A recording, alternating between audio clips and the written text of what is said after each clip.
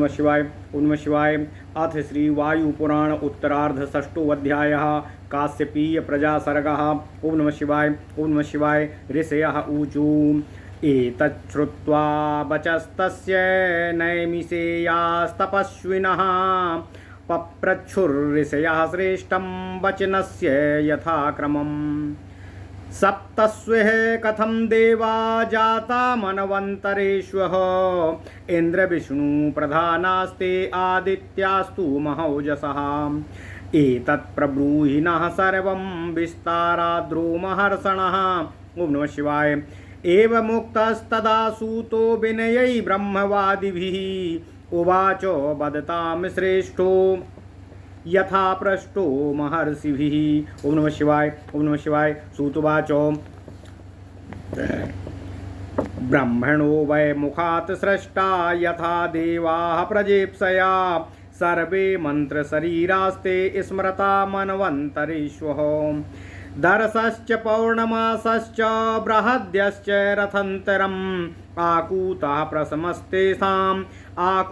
प्रथमस्तेषां ततस्त्वाकूतिरेव च भित्तिश्चैव सुभित्तिश्च आकूतिः कूतिरेव च अधिष्ठस्तु ततो ज्ञेयः अधीतिश्चैव तत्त्वतः विज्ञातिश्चैव विज्ञातो मनवो ये च द्वादश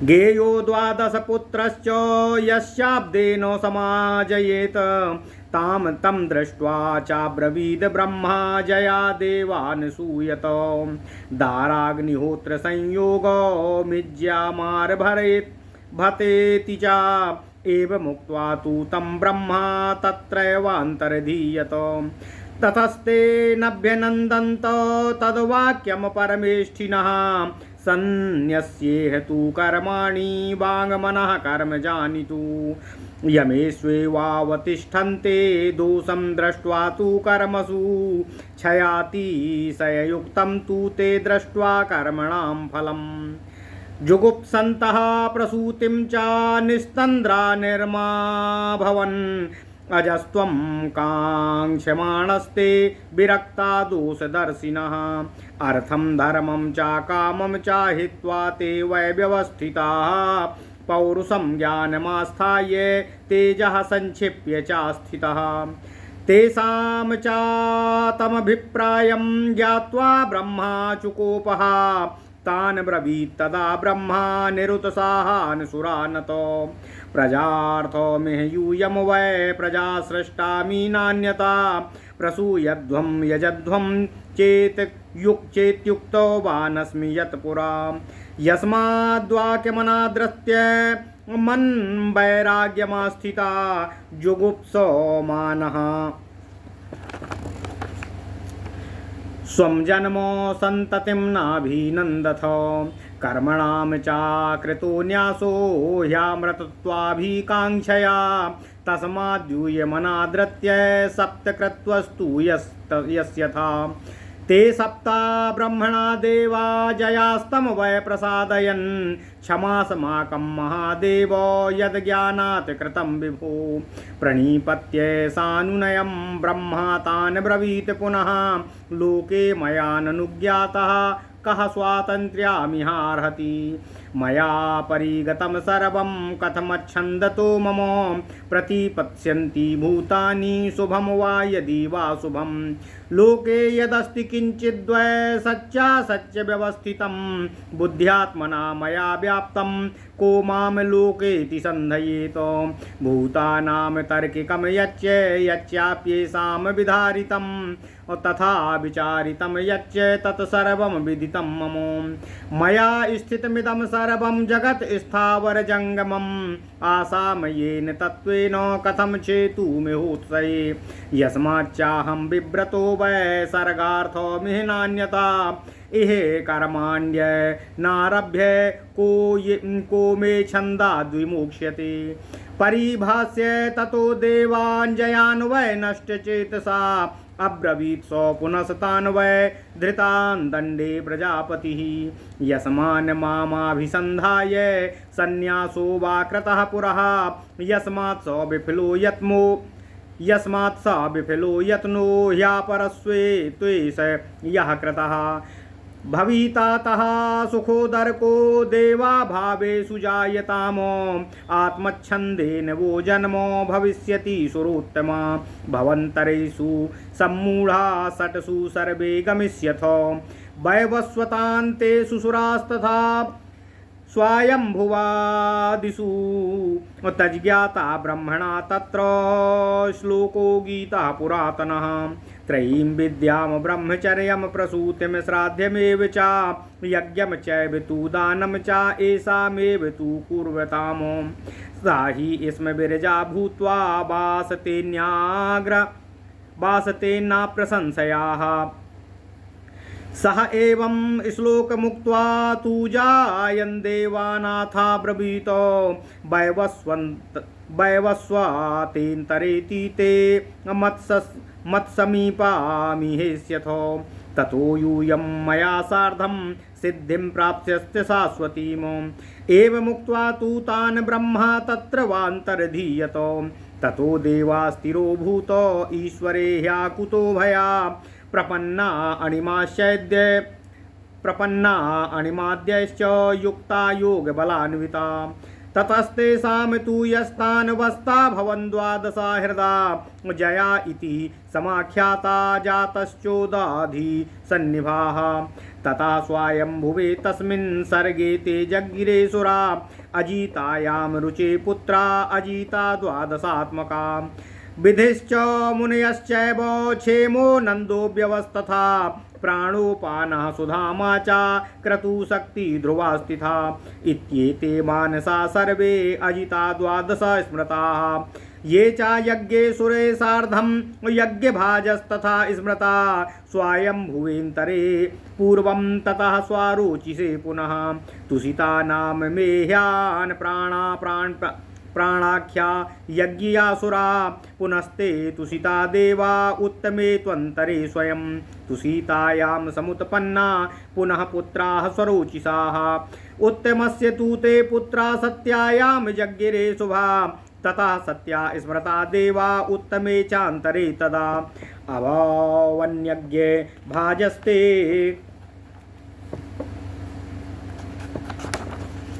तृतीये द्वापरान्तरे ते तु सत्याः पुनर्देवा सम्प्राप्ते तामसेन्तरे हर्षाये तमसा पुत्रा जज्ञिरे द्वादश एव तु हरयो नाम ते देवा यज्ञभाजस्तथा भवन् ततस्ये हरयो देवा प्राप्ते चारिण्यवेन्तरे विकुण्ठायां ततस्ते वैचरणोश्च जज्ञिरेशुरा वैकुण्ठा नाम ते देवा पञ्चमस्यान्तरे मनो ततस्ते वै पुनर्देवा वैकुण्ठा प्राप्य चाक्षुषं सन्ध्यायां द्वादशसुता जज्ञिरे धर्मसूनवः ततस्ते वै पुनः साध्या संक्षीणो चाक्षुषेन्तरे उपस्थिते मनोसर्गे पुनर्वैवस्वतस्य आद्ये त्रेतायुगमुखे प्राप्ते वैवस्वतस्य तु अंशेन साध्यास्ते दित्या मारीचातक्रसे कस्य यात पुनः जज्ञिरे द्वादशादित्या वर्तमानेन्तरे पुनः यदा त्वेते समुत्पन्नाश्चाक्षुषस्यान्तरे मनो ततः स्वायंभुवे साध्या जज्ञिरे द्वादशामरा एवमाद्या जयास्ते वै सापात् संभवस्तदा यः इमां सप्तसम्भूति देवानां देवशासनात् पद्ये पठेद्य श्रद्धया युक्तः प्रत्यवायं नागच्छति इत्येता भूतया सप्तो जयायां सप्तलक्षणा परिक्रांता मया चाद्य किं भूया श्रोतुमिच्छतो ऋषया ऊचु दैत्यानां दानवानां च गन्धर्वो रगरक्षसाम सर्वभूतो पिशाचानां पशूनां पक्षिवीरुधाम उत्पत्तिमिनिधनं चैव विस्तरात् कथयस्वना एव मुक्तास्तदा सूतो उवाच ऋषि सत्यमानो दिते पुत्रद्वयं जज्ञे कश्यपादिति न श्रुतम्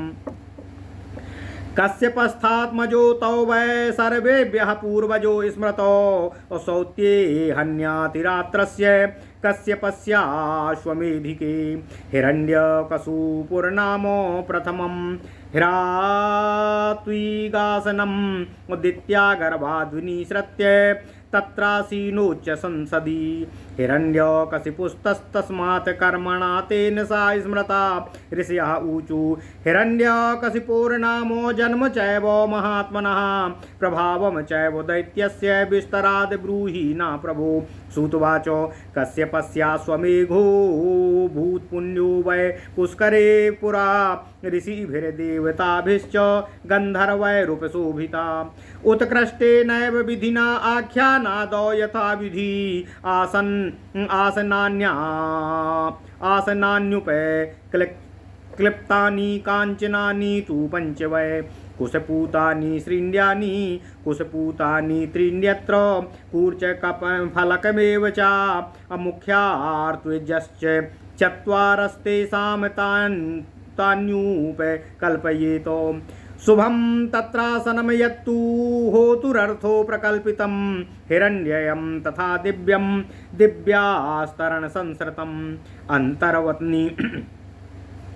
अंतर्वत्नी दितिश्चैव पत्नी त्वं समुपागता 10 वर्षसहस्राणि गर्भस्तस्या अवर्तत सा तु गर्भो विनिसृत्य मातुर्वे उदरात्तदा उपलकृप्तासनं यत्तु होतुरर्थे हिरण्ययं निससादो सा गर्भोत्रो तत्रासीना सशंस च आख्यान पञ्च मानवेदान् महर्षि काश्यपो यथा तं दृष्ट्वा मुनयस्तस्य नामाकुर्वस्तु तद्विधं हिरण्यकशिपुस्तस्मात् कर्मणा तेन विश्रुता हिरण्याक्षो नूजस्तस्य सिंहिका तस्य चानुजा।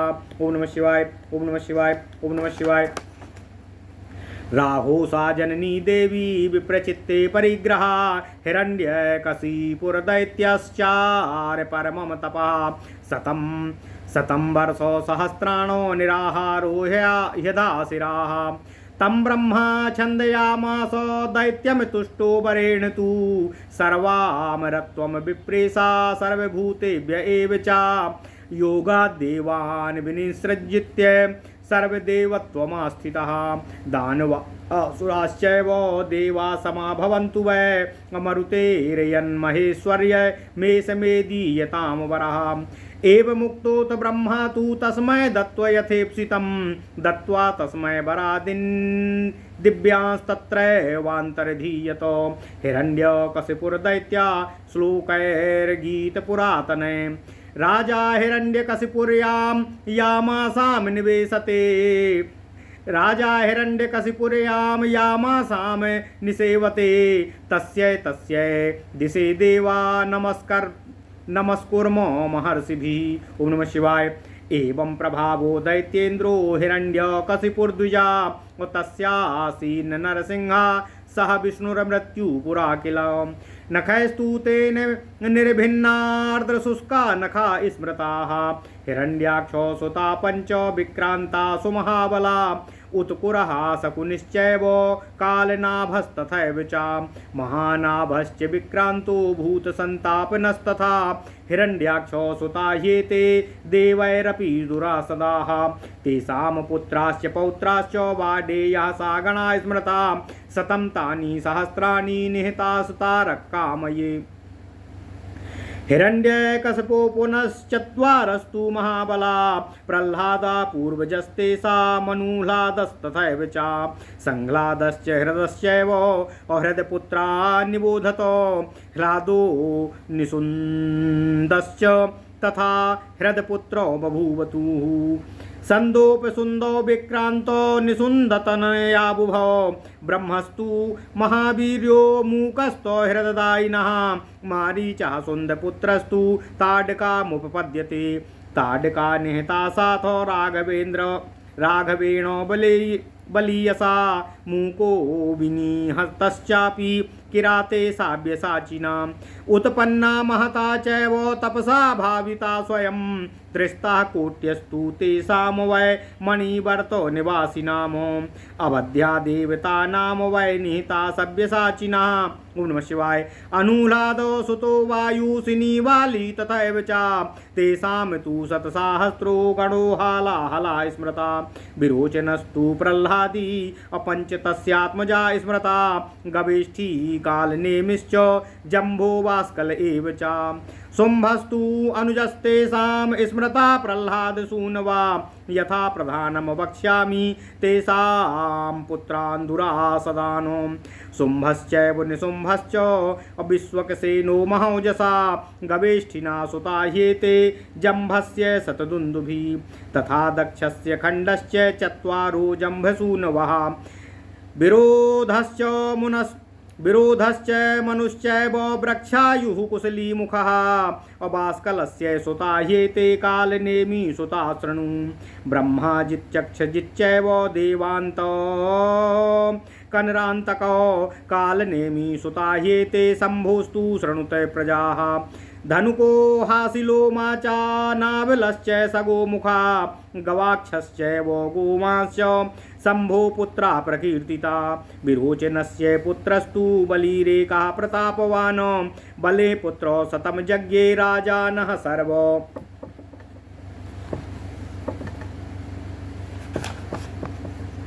एवते तेषां प्रधानाश्चत्वारो विक्रान्तः सुमहाबला सहस्रबाहुर्ज्येष्ठस्तु बाणो द्रविणसम्मतः कुम्भनामो गर्दभाक्षः कुशीरित्येवमादयः शकुनी पूतना चैव कन्ये द्वे तु बले सुते बले पुत्राश्च पौत्राश्च शतशोथो सहस्रशः बलिर्यो नाम विख्यातो गणो विक्रान्तपौरुषा बाणश्च चेन्द्रमनसो लौहित्यमुपपद्यते दितिर्विनष्टपुत्रा वै तोषयामास कश्यपं सः कश्यपः प्रसन्नात्मा सम्यगाराधीतस्तथा वरेणश्छन्दयामास सा चा बभ्रेवरं स्वततः सा तु तस्य वरं प्रादात् प्रार्थितं भगवान् प्रभु किमिच्छसीति चाप्युग्रो मारीचस्मात् भासता मारीचं कश्यपां तुष्टं भरता रामप्राञ्जलिस्तथा हतपुत्रास्मि भगवन्नादित्यैस्तव सूनुभिः शक्रहन्तारमिच्छेयं पुत्रं दीर्घतपोन्वितम् अहं तापश्चरिष्यामि गर्भमाधातुमर्हसि तस्यास्तद्वचनं श्रुत्वा मारीचः कश्यपस्तथा प्रत्युवाच महातेजादित्यं परं दुःखितामहम् एवं भवतु भद्रं ते शुचिर्भवो तपोधने जन्म इष्यति सत्पुत्रं शक्रहान्तरमाहवे पूर्णं वर्षशतं तावच्छतु चिरयादि भविष्यसि पुत्रं त्रिलोकप्रवरमथ त्वं जनयिष्यसि एवमुक्त्वा महातेजास्तया संभवत प्रभुः तामालिङ्ग्यो त्रिभुवनं जगामो भगवान् ऋषिः गते भर्तरि सा देवी दितिः परमहर्षिता कुशलं वनमासाद्य तपस्तेपे सुदारुणम् ओम नमः शिवाय तपस्तस्यां तु कुर्वन्त्यां परिचर्या चकारः सहस्राक्षः सुरश्रेष्ठा परया गुणसम्पदा अग्निं समितकुशं काष्ठं फलं मूलं तथैव च न्यवेद यत् सहस्राक्षो पञ्चान्यादपि किश्चन गात्रसंवाहनैश्चैव श्रमापन्यनैस्तथा शक्रः सर्वेषु लोकेषु दितिं परिचचारः एवमाराधिता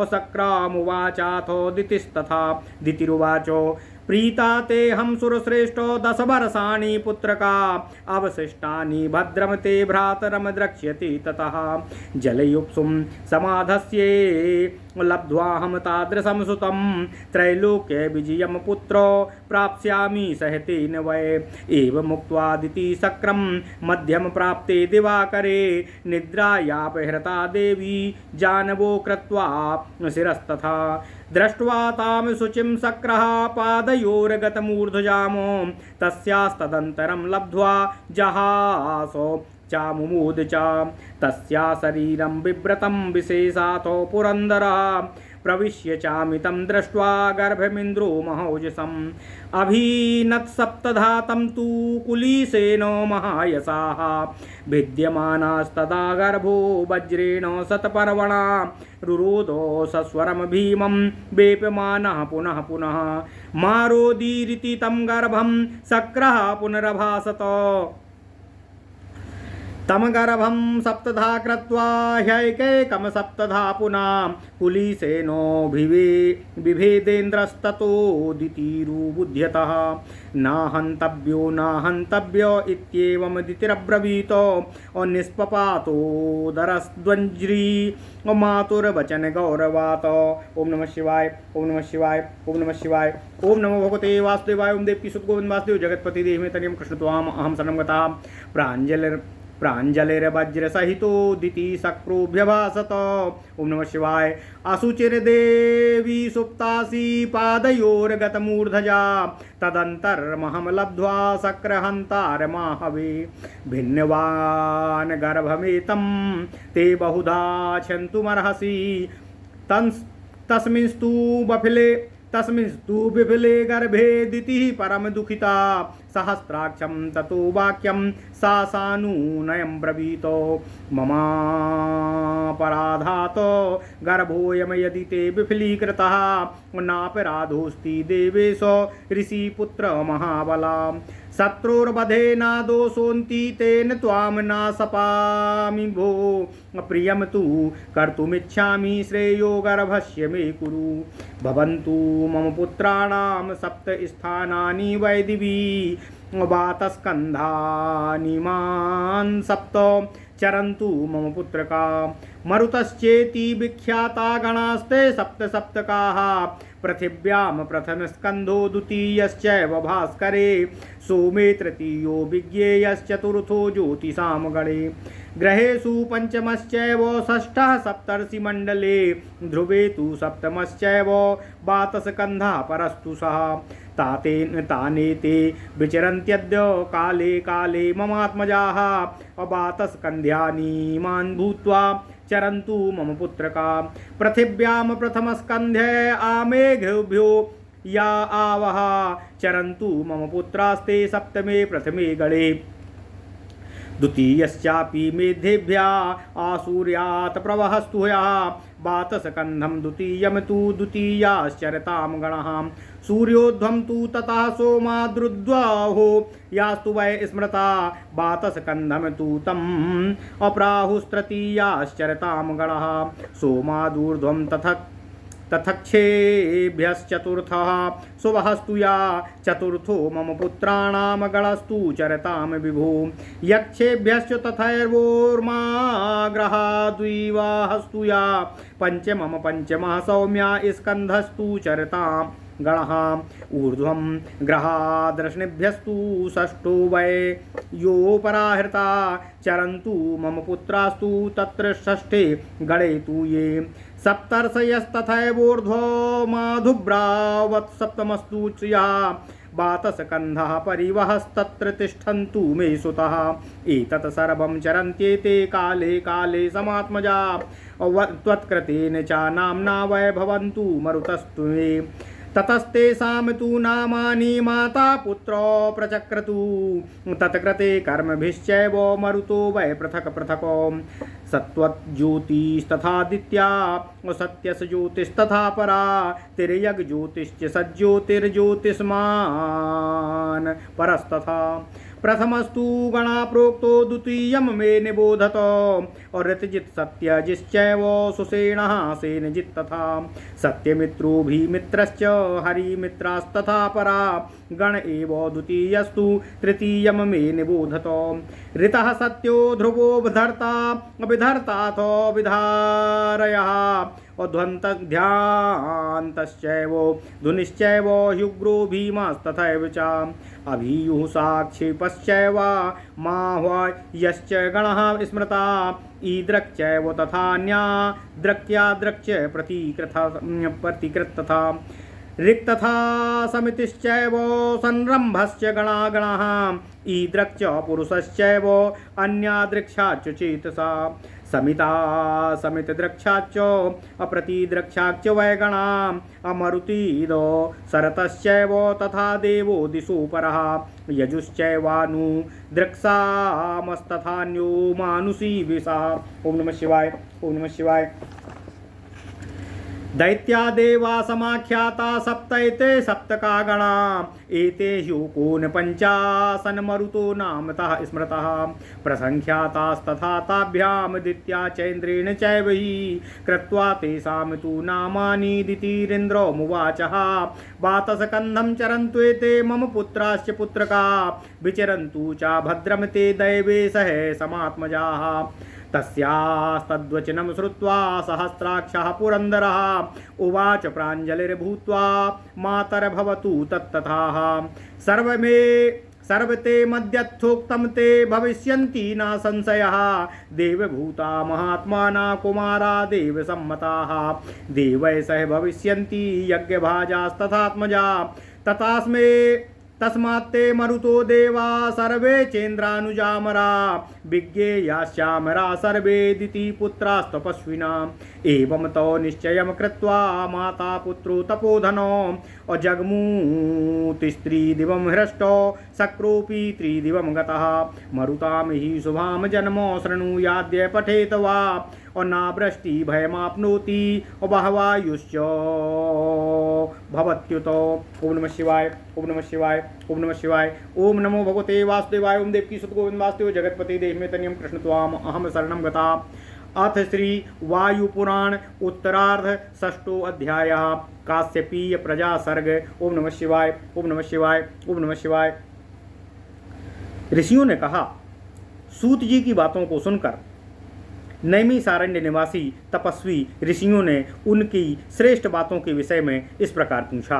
उन्होंने कहा, हे लोमहर्षण जी, सातों मनवंतरों में इंद्र, विष्णु आदि महातेजस्वी आदित्यगण किस प्रकार उत्पन्न हुए, इसका विस्तार पूर्वक वर्णन करने की कृपा कीजिए। ब्रह्मवादी ऋषियों द्वारा इस प्रकार पूछने पर सूत जी ने उनके प्रश्नों का उत्तर देते हुए विनय पूर्वक उस संबंध में उनको इस प्रकार का बताया। सूत जी ने कहा, सभी मनवंतरों में प्रजा सृष्टि की अभिलाषा करने पर जिन देवताओं की उत्पत्ति ब्रह्मा जी के मुख से हुई वे सभी मंत्रमय शरीर वाले कहे जाते हैं। दर्श, पौर्णमास, बृहत, रथंतर, इनमें से सबसे पहले आकूत की गणना की जाती है। फिर आकूति, वित्ती, सुवित्ती, आकूति, कूति, अधिष्ट, आधीति तथा विज्ञाति, ये 12 मनु होते हैं। वर्ष समूहों के सूचक ये 12 ब्रह्म के पुत्र माने गए हैं। उन्हें देखकर ब्रह्मा जी कहा, हे जयगणों, तुम लोग अन्य देवताओं को उत्पन्न करो, पत्नी ग्रहण, अग्निहोत्र तथा यज्ञाराधन आदि कार्यों को संपन्न करो। इस प्रकार की बातें कहकर ब्रह्मा जी वहाँ से अंतर्ध्यान हो गए, किंतु उन लोगों ने परमेष्ठी की आज्ञा का सम्मान नहीं किया और सांसारिक कर्मों में अनेक प्रकार के दोषों को देखकर मन, वचन तथा कर्म द्वारा प्राप्त होने वाले कर्म प्रपंच को छोड़कर यम नियम आदि में संलग्न हो गए। सांसारिक कर्मफल को नासमान तथा क्षणिक जानकर उन्होंने संतानों की निंदा करते हुए ममता तथा आलस्य का त्याग कर मुक्ति की कामना से राग रहित होकर तथा धर्म, अर्थ, काम आदि में दोषों को देखकर उनका परित्याग कर दिया। इस प्रकार वे ब्रह्म बल का आश्रय ग्रहण कर अपने तेज बल द्वारा मुक्ति के लिए प्रयासरत हो गए। उनके इन विचारों को जानकर ब्रह्मा जी उन पर क्रोधित हो गए। तब उन्होंने उन उत्साहहीन देवताओं से कहा, मैंने तुम लोगों से प्रजा की सृष्टि या प्रजा को उत्पन्न करने के लिए कहा था, किसी अन्य कार्य में संलग्न होने के लिए नहीं। मैंने तुम लोगों को संतान उत्पन्न करने तथा यज्ञाराधन करने की आज्ञा दी थी, किंतु तुम लोग मेरी बात पर ध्यान न देकर बैरागी हो गए हो तथा अपने जन्म की भर्त्सना करते हुए संतानों का अनादर ही कर रहे हो, आदर नहीं कर रहे हो। इसके विपरीत ओम नमः शिवाय, ओम नमः शिवाय, अमरत्व की इच्छा से शारीरिक कर्मों का परित्याग कर रहे हो। अतः तुम लोगों की निंदा करते हुए मैं यह शाप देता हूँ कि तुम सब 7 बार जन्म लोगे। ब्रह्मा द्वारा इस प्रकार शापित होने पर वे जय नामक देवगण उन्हें प्रसन्न करने की इच्छा से विनय पूर्वक उनसे बोले, हे देवेश्वर, हे विभो, अज्ञानवश किए गए हमारे अपराध को क्षमा करने की कृपा कीजिए। देवताओं द्वारा अत्यंत नम्रता तथा प्रणाम पूर्वक निवेदन करने पर ब्रह्मा जी ने फिर उनसे कहा कि इस लोक में बिना मेरी अनुमति के कौन निरंकुश व्यवहार कर सकता है। मैं ही संपूर्ण जगत में व्याप्त हूँ और कौन ऐसा प्राणी है जो मेरी इच्छा के बिना उत्तम या अनुत्तम फलों को प्राप्त कर सके। इस संसार में जो भी सत अथवा असत पदार्थ पाए गए हैं उन सब में मैं मन तथा बुद्धि के द्वारा व्याप्त हूँ। इस लोक में मुझसे कपटपूर्ण व्यवहार कौन कर सकता है। इस संसार में प्राणियों द्वारा जो कुछ भी तय किया जाता है अथवा सोचा जाता है उसका ज्ञान हमें अवश्य ही होता है। यह समस्त चराचर सृष्टि मेरे द्वारा रचे गए आशायुक्त तत्वों से ही स्थित और विद्यमान है। उसका विरोध करने का साहस किस प्रकार से कोई और कर सकता है। इन सब कार्यों का आरंभ मैंने सृष्टि के विस्तार के लिए ही आरंभ किया है, किसी अन्य उद्देश्य से नहीं। अतः इस सांसारिक कार्यों को न कर कौन इसके विपरीत व्यवहार कर सकता है। साप द्वारा दंडित उन ज्ञानहीन तथा जय नाम वाले देवगणों से यह सब कह प्रजापति ब्रह्मा ने उनसे फिर कहा कि पूर्व में मुझसे कपटपूर्ण व्यवहार करके सांसारिक कार्यों से तुम लोगों ने संन्यास ले लिया था तथा उसी चेष्टा से जो अत्यधिक प्रयत्न किया था वह सब नष्ट हो गया है। अब इसका सुखदायी फल होगा तथा तुम्हारे लिए कल्याणकारी भी होगा। हे श्रेष्ठ देवगण, तुम लोग स्वतंत्रता पूर्वक उत्पन्न होगे तथा स्वयंभू से वैवस्वत तक 6 मनवंतरों में अज्ञान तथा मोह से ग्रसित होकर जन्म ग्रहण करोगे। जय नामक देवगणों से इस प्रकार कहने के पश्चात ब्रह्मा जी ने एक प्राचीन श्लोक कहा जिसका अर्थ इस प्रकार है। त्रयी विद्या ब्रह्मचर्य संतानों की उत्पत्ति श्राद्ध यज्ञ तथा दान इन सब उत्तम कर्मों को करने वाले रजोगुण रहित होकर अन्य लोगों द्वारा प्रशंसा प्राप्त करते हुए जीवन व्यतीत करते हैं। इस प्रकार के अर्थ वाले श्लोक का उच्चारण कर ब्रह्मा जी ने पुनः उन जय नामक देवगणों से कहा कि हे देवगणों, उस अंतिम वैवस्वत मनवंतर के शेष होने पर तुम सब फिर मेरे पास आओगे तथा मेरे साथ शाश्वती सिद्धि प्राप्त करोगे। उन देवताओं से यह कहकर ब्रह्मा जी वहीं अंतर्ध्यान हो गए।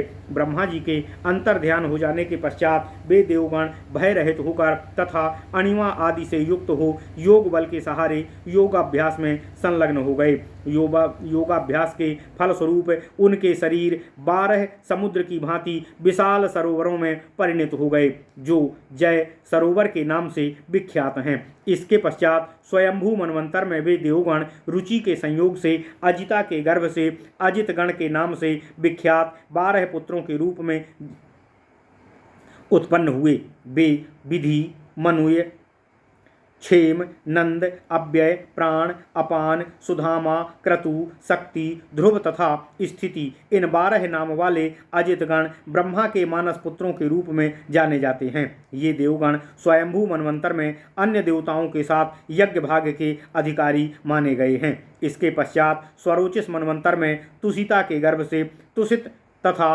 प्राण इन 2 के नामों से उत्पन्न हुए। वे स्वारोचिष मनु के पुत्र रूप में उत्पन्न हुए और यज्ञ भाग पाने के अधिकारी बने। उत्तम नामक मनवंतर में वे शुभ प्रदायक देवगण उत्तम मनु के पुत्र रूप में सत्या के गर्भ से उत्पन्न होकर सत्य के नाम से प्रसिद्ध हुए।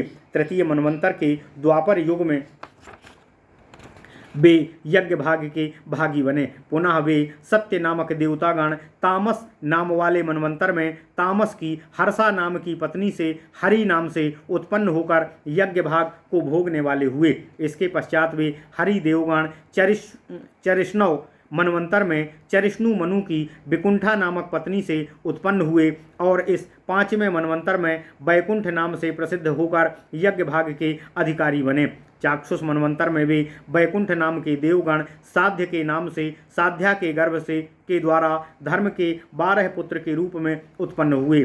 चाक्षुष मनवंतर की समाप्ति पर जब वैवस्वत मनु का कार्यकाल प्रारंभ हुआ तो वे देवगण पहले त्रेता के प्रारंभ में काल के अंश से अदिति के गर्भ द्वारा मरीचि पुत्र कश्यप के संयोग से उत्पन्न हुए। इस वैवस्वत मनवंतर में 12 आदित्यों के रूप में इनकी ख्याति है। स्वयंभू मनवंतर के वे जय नामक देवगण सापवश चाक्षुष मनवंतर में साध्य के नाम से प्रसिद्ध हुए। फिर वे ही वैवस्वत मनवंतर में आदित्य के नाम से प्रसिद्ध हुए।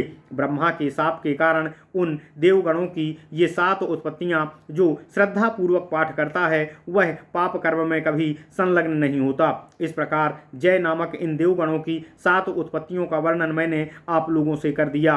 अब आप आगे क्या सुनना चाहते हैं? ऋषिगणों ने कहा, हे सूत जी, अब हम दैत्य, दानव, गंधर्व, सर्प, राक्षस, भूत, पिशाच, पशु पक्षी तथा लता वृक्ष आदि की उत्पत्ति एवं उनके विनाश का विवरण सुनना चाहते हैं। इसे आप हम लोगों से विस्तार पूर्वक कहने की कृपा कीजिए। ऋषियों द्वारा इस प्रकार पूछे जाने पर सूत जी ने उन सर्वोत्तम ऋषियों से कहा, हे ऋषिगण, हमने ऐसा सुना है कि कश्यप के संयोग से अदिति के 2 पुत्र उत्पन्न हुए। कश्यप के ये 2 पुत्र उनके अन्य संतानों में सबसे बड़े थे। कश्यप के अश्वमेध में अतिरात्र याम के सौत्य दिवस के समय वह प्रथम पुत्र दिति के गर्भ से बाहर आकर सभा मंडप में रखे पुरोहितों के लिए निश्चित सर्वोच्च सिंहासन पर बैठ गया। अपने इस अद्भुत आचरण के कारण वह हिरण्यकशिपु के नाम से प्रसिद्ध हुआ। ऋषियों ने कहा, हे प्रभु, दैत्यों के स्वामी महात्मा हिरण्यकशिपु के जन्म तथा प्रभाव का वर्णन हमसे करने की कृपा कीजिए। सूत जी ने कहा, हे ऋषियों, प्राचीन समय में कश्यप द्वारा पुष्कर क्षेत्र में एक अश्वमेध यज्ञ का आयोजन हुआ था। ऋषि, देवता तथा गंधर्वगण वहां आकर यज्ञ की शोभा बढ़ा रहे थे। उस विशाल यज्ञ में शास्त्रों के अनुसार विधि पूर्वक आख्यान आदि के लिए 5 सुवर्ण निर्मित आसन स्थापित किए गए थे। उनमें से 3 कुश द्वारा पवित्र किए गए थे, एक पर कूर्च तथा 5वें पर फलक स्थापित किया गया था। 4 आसन 4 मुख्य पुरोहितों के लिए थे। 5वां आसन जो सर्वोत्तम था वह होता के लिए निश्चित था। वह दिव्य आसन ऊपर से नीचे तक सोने का था और बिछावन से सुशोभित था। कश्यप की गर्भवती पत्नी दिति उनके बगल में बैठी थी। उनके उदर में 10 सहस्त्र वर्षों का गर्भ था। उसी समय वह गर्भ माता के उदर से निकलकर होता के लिए निश्चित उस 5वें सुशोभित आसन पर बैठ गया और अपने पिता महर्षि कश्यप की भांति वहीं से वेद तथा कथात्मक 5वें वेद का वक्तृता देने लगा। बालक को इस प्रकार देखकर सभी ऋषियों ने उसी के अनुसार उसका नामकरण कर दिया। अपने उस विलक्षण व्यवहार के कारण वह हिरण्यकशिपु के नाम से विख्यात हुआ। हिरण्याक्ष उसका छोटा भाई था तथा सिंह का उसकी छोटी बहन थी। देवी सिंह का विप्रचित्त की पत्नी तथा राहु की माता हुई। ओम नमः शिवाय, ओम नमः शिवाय, ओम नमः शिवाय। दैत्य श्रेष्ठ हिरण्यकशिपु ने अत्यंत कठिन तपस्या की। 1 लाख वर्षों तक निराहार रहकर सिर केवल खड़ा होकर वह तपस्यारत रहा। हे श्रेष्ठ द्विजगणों, दैत्य हिरण्यकशिपु की इस कठिन तपस्या से प्रसन्न होकर ब्रह्मा जी ने वरदान देकर उसे संतुष्ट किया। उसने किसी भी जीव द्वारा न मारे जाने, दैत्यों को पराजित करने तथा उनके सभी धर्मों को प्राप्त करने का वरदान मांगा। अपने वरदान में उसने यह भी मांगा कि सभी दानव तथा असुर देवताओं की भांति वैभव संपन्न हो जाएं और वायुदेव को प्राप्त महान ऐश्वर्य हमें मिल जाए। हिरण्यकशिपु द्वारा इस प्रकार वरदान मांगने पर ब्रह्मा ने उसे मनोवांछित वरदान दिया। इन दिव्य वरदानों को देकर ब्रह्मा अंतर्ध्यान हो गए। प्राचीन समय के लोग श्लोकों द्वारा उस अत्यंत प्रभावशाली हिरण्यकशिपु की प्रशंसा किया करते थे, जिसका आशय इस प्रकार है। वह राजा हिरण्यकशिपु जिस देश की ओर जाता था, महर्षियों सहित देवगण उस दिशा को नमस्कार करते थे। वह दैत्येंद्र हिरण्यकशिपु वास्तव में इतना प्रभावशाली था। यह बात सभी को ज्ञात है कि प्राचीन काल में उस हिरण्यकशिपु के काल स्वरूप नरसिंह रूपधारी स्वयं भगवान श्री विष्णु बने। ऐसा कहा जाता है कि उन्होंने अपने नखों से उस दैत्यराज को छाती फाड़ डाली थी, फिर भी उसके नख गीले या सूखे नहीं रहे। हिरण्याक्ष के 5 महाशक्तिशाली तथा पराक्रमी पुत्र हुए, जिनके नाम उत्कुर, शकुनी, कालनाभ, महानाभ तथा भूत संतापन थे। हिरण्याक्ष के इन पुत्रों को पराजित करने में देवता भी समर्थ नहीं थे। उन पुत्रों के जो पुत्र पौत्र आदि हुए वे बाडेयगण के नाम से विख्यात हुए तथा उनकी संख्या 1,00,000 थी। वे सभी तारकामय नामक युद्ध में मारे गए। हिरण्यकशिपु के 4 अतिशय शक्तिशाली पुत्र थे, जिनमें सबसे बड़े का नाम प्रह्लाद था। प्रह्लाद के छोटे भाइयों के नाम अनुह्लाद, संह्लाद तथा ह्लाद था। अब ह्लाद के पुत्रों का विवरण सुनिए। ह्लाद और निषुंद नाम के 2 पुत्र हुए। निषुंद के सुंद और उपसुंद ये 2 पुत्र हुए। ह्लद के उत्तराधिकारी सुंद के अति बलवान ब्रह्माग्न, मूक तथा मारीच नाम के पुत्र हुए, जो ताड़का से उत्पन्न हुए थे। ताड़का का वध बलवान श्री रामचंद्र जी ने किया था। किरात युद्ध में सब्यसाची अर्जुन ने मूक का वध किया था। मणिवर्त पर रहने वाले इन दैत्यों के वंशजों की संख्या 3 करोड़ तक हो गई थी। वे सब अपनी कठिन तपस्या से देवताओं के लिए भी अवध्य थे। इन सब का वध भी सब्यसाची अर्जुन ने ही किया था। अनुह्लाद के वायु तथा सिनीवाली नाम के पुत्र हुए, जिनके पुत्र पौत्रों की संख्या लाखों में थी। वे सभी हालाहल गण के नाम से जाने जाते थे। प्रह्लाद का पुत्र विरोचन था। उसके 5 छोटे भाई कहे जाते हैं, जिनके नाम गवेष्ठी, कालनेमी, जंभ, वास्कल तथा शंभु हैं। वे 5 प्रह्लाद के पुत्र कहे जाते हैं। अब उन प्रबल दैत्य पुत्रों की चर्चा मात्र मुख्य की गणना करते हुए मैं आप लोगों से कर रहा हूँ। गवेष्ठी के शुंभ, निशुंभ तथा विश्वक्सेन नामक अति तेजस्वी 3 पुत्र हुए। जंभ का पुत्र शतदुंदुभि हुआ। शतदुंदुभि का दक्ष तथा खंड ये जंभ के पुत्र हुए। बास्कल के विरोध, मनु, वृक्षायु तथा कुशली मुख ये 4 पुत्र हुए। अब कालनेमी के पुत्रों का विवरण सुनिए। कालनेमी के ब्रह्मजित, क्षत्रजित, देवांतक तथा नरांतक नाम के पुत्र थे। अब शंभु के पुत्रों को सुने।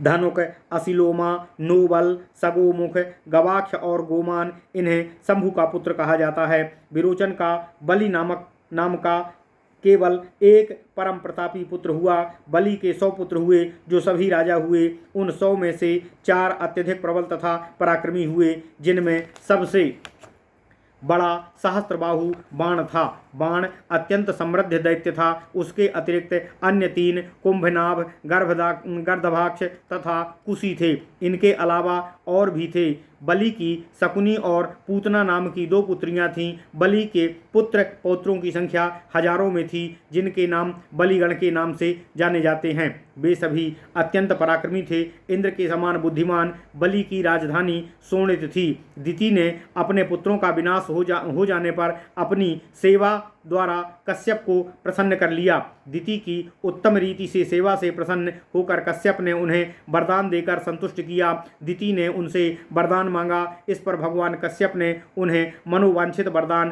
प्रदान किया। मरीचि पुत्र अत्यंत तेजस्वी महर्षि कश्यप को अति प्रसन्न जानकर दिति ने हाथ जोड़कर उनसे कहा, हे भगवान, आपके पुत्र आदित्यों ने मेरे पुत्रों का विनाश कर दिया है। अब मैं अत्यंत तपस्वी तथा इंद्र का वध करने में समर्थ एक पुत्र आपसे चाहती हूँ। इस प्रकार के पुत्र के प्रति की प्राप्ति के लिए मैं तपस्या कर रही हूँ। अब आप गर्भाधान करें। इस प्रकार की बातें सुनकर महातेजस्वी मरीचि नंदन कश्यप ने अत्यंत दुखी दिति से कहा, हे परम तपस्विनियाँ, ऐसा ही होगा, तेरा कल्याण होगा। अब तू पवित्र आचरण कर युद्ध भूमि में अवश्य ही इंद्र का वध करने वाले सुपुत्र को तू प्राप्त करेगी। यदि तू 100 वर्षों तक पवित्र रहेगी तो अवश्य ही त्रैलोक्य विजयी पुत्र प्राप्त करोगी। इस प्रकार कहकर महातेजस्वी कश्यप ने उसके सहवास किया और उसका आलिंगन कर त्रिभुवन भ्रमण करने के लिए चले गए। अपने पति कश्यप के चले जाने पर प्रसन्न देवी दिति कुशल वन में जाकर कठोर तपस्या करने लगी। घोर तपस्या में संलग्न दिति के सहस्त्राक्ष इंद्र ने अनेक प्रकार से सेवा की। पूजा के उपयोगी अग्नि, समिधा, कोश, काष्ठ, फल मूल आदि वस्तुएं ये सहस्त्राक्ष इंद्र लाकर देते थे। दिति के परिश्रम तथा कष्ट को दूर करने के लिए अनेक प्रकार से शारीरिक सेवा करते थे। सबों को देखते हुए इंद्र ने दिति की विधिवत सेवा की। इंद्र द्वारा इस प्रकार भली भांति सेवा तथा सत्कार पाकर दिति बोली। दिति ने कहा, हे देव श्रेष्ठ, मैं तुमसे प्रसन्न हूँ। हे पुत्र, तुम्हारे कल्याण के 10 वर्ष शेष बचे हैं। अब तुम अपने भाई को देखोगे। विजय की कामना से अत्यंत पराक्रमी पुत्र पाकर मेरे सभी दुख दूर हो जाएंगे। हे पुत्र, उसी के द्वारा तीनों लोकों के विजय का सुख भी प्राप्त करूंगी। इंद्र से ऐसा कहकर दिति मध्याह्न के समय जब सूर्य आकाश के मध्य स्थित थे, वे निद्रा के वशीभूत होकर इंद्र की दोनों जांघों पर सिर रखकर वे सो गईं। उस समय बालों के दोनों पैरों पर बिखरने के कारण दिति की अपवित्र अवस्था तथा अपने स्वार्थ की पूर्ति का उचित समय देखकर इंद्र अति प्रसन्न होकर हंसने लगा। इसके पश्चात महाकीर्तिमान इंद्र ने दिति के फैले हुए शरीर में प्रवेश कर वहां उन्होंने महातेजस्वी तथा अमित प्रभावशाली शिशु को देखकर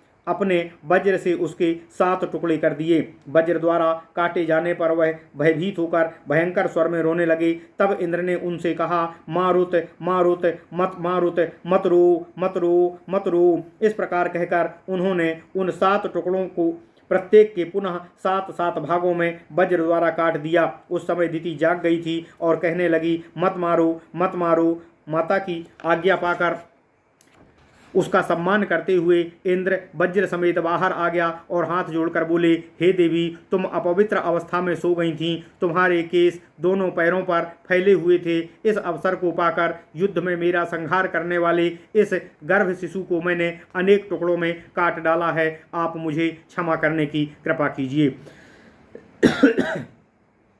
उस गर्भ के इस प्रकार नष्ट हो जाने पर दिति को बड़ा कष्ट हुआ। फिर उन्होंने विनयपूर्वक सहस्त्राक्ष इंद्र से कहा, हे देवेश्वर, यदि मेरे ही अपराध के कारण मेरा गर्भ नष्ट हुआ है तो हे ऋषि पुत्र महाबलशाली, इसमें तुम्हारा कोई अपराध नहीं है, क्योंकि शत्रु का वध करने में कोई द्वेष नहीं होता है। अतः तुम्हें शाप नहीं दे रही हूँ, अपितु तुम्हारा मंगल करने